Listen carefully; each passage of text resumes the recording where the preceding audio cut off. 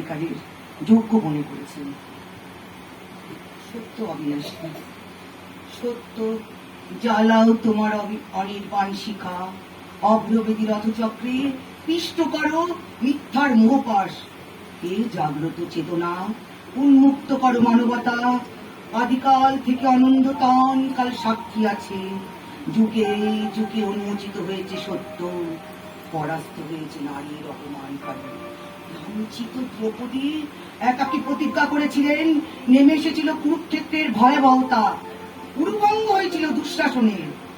আজও ভীম সমান জাগ্রত সমবেত মানুষের হৃদয়ে, প্রেরণা হয়ে চৈতন্য রূপে বিবেক হয়ে, আর প্রার্থনার শক্তি এক পৃথিবী সুবোধ সম্পন্ন মানুষের প্রার্থনা পৃথিবী পরিব্যাপ্ত করে দুলোকে পৌঁছে যায়।